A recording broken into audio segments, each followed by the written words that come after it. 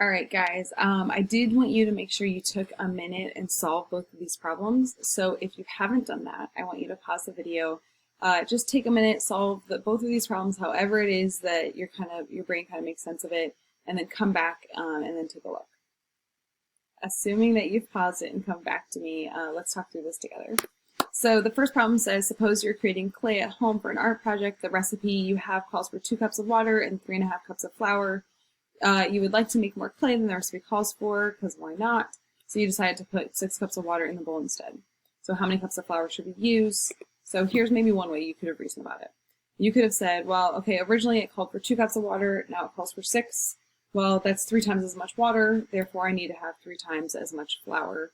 So 3.5 times 3 would get me 10.5 cups of flour. Right? That's one way of kind of reasoning through the problem. Another way of reasoning through it maybe is like this. You were comparing the cups of water to the cups of flour, and you said, well, that's actually, and I'm sure you said this in your mind, the flour there's 1.75 times as much flour, therefore I need to have 1.75 times as much flour to water in the second recipe. So you took 6, you multiplied it by 1.75, and you got 10.5. Or maybe you thought about it as ratios. So you set up the ratio of like 3.5 cups of flour to 2 cups of water equals how many cups of flour to 6 cups of water, right? And there are numerous ways you could solve from here, but maybe you kind of thought of setting the problem up that way. But those are kind of 3 different ways of reasoning about it. We could use these same ways of reasoning about the second one. So it says Zoe makes herself a big cup of chocolate milk. I want to make it hot chocolate. Every Saturday morning. She creates the perfect concoction by adding 6 tablespoons of syrup to 2 cups of milk.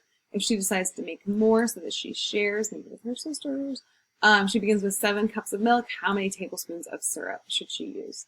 And so again, maybe you thought about it like this. You said, well, the original recipe has 2 cups of milk. My new recipe has 7 cups of milk. I have 3.5 times as much milk. I need to have 3.5 times as much syrup. Right? That's one way of reasoning about solving to get 21 tablespoons. Or maybe you instead compared the number of cups to milk to the number of tablespoons of syrup. You said, well, 2 to 6, that's 3 times as much syrup to milk, obviously different units. But I can do the same thing when I reason about my new mixture. So 7 cups of milk, if I multiply that by 3, that tells me I need 21 tablespoons. Or maybe, again, you thought of it in terms of ratios, and so you set it up something like this. Right, the number of tablespoons of syrup to milk, the number of tablespoons of syrup to milk, and then you solve from there. So each of these are just different ways of reasoning. Maybe you did something altogether different or kind of a combination of both. That's totally fine.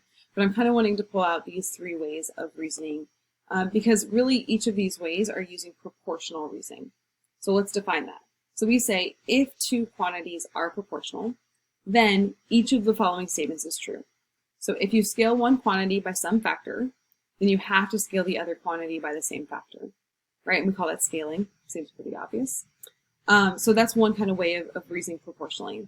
A second is by saying the ratio of the 2 quantities is always going to be constant. Sometimes we think of that in terms of like unit rate, but the words we're going to use to kind of sum that up are constant ratio. And then the third one is saying that one quantity is always some number of times as large as the other. And the words we're going to use to describe that are constant multiple. If we go back to our last 2 examples, by the way, before I do that, note that if one of these 3 things are true, then all of them must be true, or if one is false, all are false. So that way, if we ever want to say, like, hey, are these 2 quantities proportional? We can prove that they are or not by just picking one of those things and showing that it's either true or false. And there'll be a couple examples in the slides just to help you kind of reason through that. But going back to these 3, if we go back here, notice that this way of reasoning here is called scaling. So we are scaling because we are comparing the cups of milk to the cups of milk. So I've scaled my milk by a factor of 3.5, and so I've scaled my syrup by a factor of 3.5. Right? Constant multiple is I'm comparing cups of milk to now tablespoons of syrup. So there's 3 times as much syrup as milk, and same thing here, 3 times as much syrup as milk. And then this would be my ratio because I'm saying that the ratio of the syrup to milk is always going to be the same. Or if I go back to my clay example, the same idea is true here. If I compare water to water, I have 3 times as much water. I need to have 3 times as much flour. That would be scaling.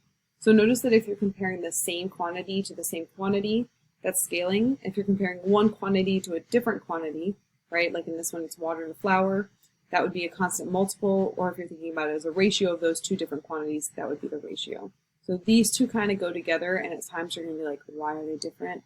But they kind of get more different as we work through into module module 3-ish.